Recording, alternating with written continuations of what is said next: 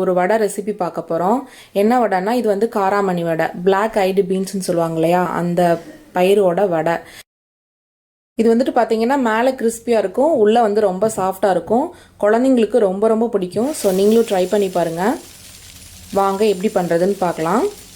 First வந்துட்டு வடைக்கு என்னென்ன வேணும்னு சொல்லிடுறேன். இஞ்சி, பட்டை, சோம்பு, பச்சை மிளகாய் இதெல்லாம் வந்துட்டு ஃபஸ்ட்டு மிக்சியில் ஒரு அடி அடிச்சுட்டு அதுக்கப்புறம் வந்துட்டு பயிரை வந்துட்டு அரைச்சிக்கோங்க. இந்த பயிரை வந்துட்டு டக்குன்னு அரைப்படாது, கொஞ்சம் கொஞ்சமாக போட்டு அரைச்சிக்கோங்க. அரைச்சிட்டு அதுக்கப்புறம் வந்துட்டு புதினா வந்து இது கொஞ்சம் நிறைய எடுத்துக்கோங்க. கருவேப்பிலை, கொத்தமல்லி தழை வந்து கொஞ்சம் கம்மியாக எடுத்துக்கோங்க. அதுக்கப்புறம் வந்துட்டு வெங்காயம், ஒரு வெங்காயம் எடுத்துக்கோங்க.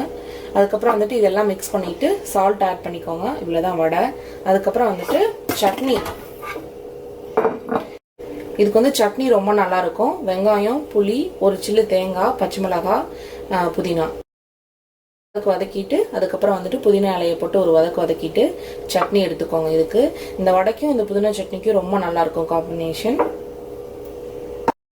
இப்போ அரைக்கும் போது வந்துட்டு மேலே வந்துட்டு பருப்பாக வரும், கீழே இதாக இருக்கும். ஸோ அடியில் தள்ளி விட்டு அரைச்சிக்கோங்க.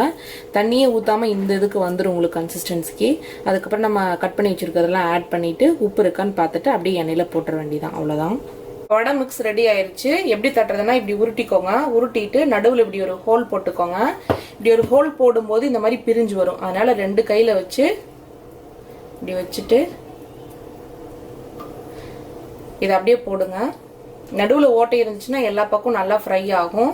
இப்போ வந்துட்டு நம்ம குழந்தைங்களுக்கு கொடுக்கறனால வந்துட்டு டைஜஷன் ப்ராப்ளம் எல்லாம் வராது. ஸோ இந்த பயிர் வந்துட்டு நீங்கள் வந்து ஓவர் நைட் ஊற வைக்கணும். இந்த பயிர் வந்துட்டு ஓவர் நைட் ஊற வைங்க. அப்போதான் வந்துட்டு ரொம்ப நல்லா இருக்கும் டேஸ்ட்டு.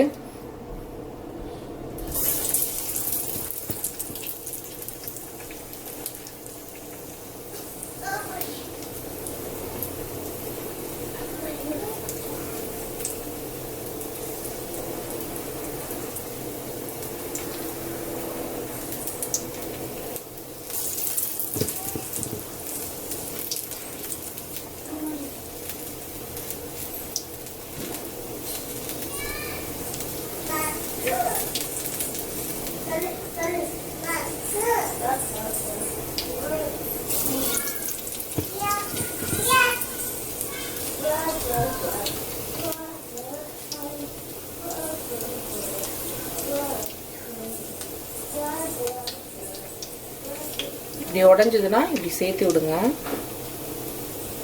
இப்போ அப்படியே போட்டுருங்க.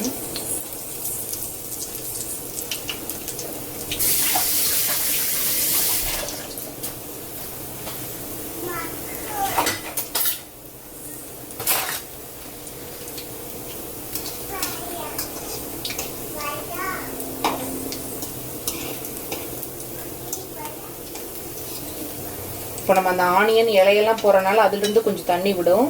ஸோ தண்ணி ஆட் பண்ணாமையே அரைச்சிக்கோங்க.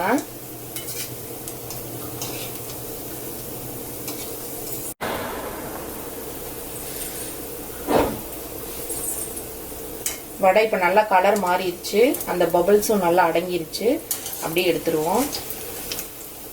இந்த பாருங்க, இந்த கலர் வந்திருக்கு. அவ்வளோதாங்க, வடை ரெடி ஆயிடுச்சு.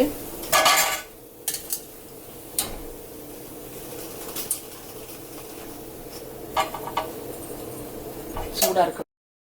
வடை ரெடி ஆயிடுச்சு. அப்படியே காஃபியும் ரெடி ஆயிடுச்சு. வடை சாப்பிட்டு காஃபியை குடிக்க வேண்டியதான். ஸோ நீங்களும் ட்ரை பண்ணி பாருங்கள். ரொம்ப கிறிஸ்பியாக ரொம்ப சூப்பராக இருக்குது. உங்களுக்கு பிடிக்கும்னு நினைக்கிறேன் இந்த வீடியோ பிடிச்சிருந்தா லைக் பண்ணுங்கள், ஷேர் பண்ணுங்கள், சேனலை மறக்காமல் சப்ஸ்கிரைப் பண்ணுங்கள். தேங்க்யூ.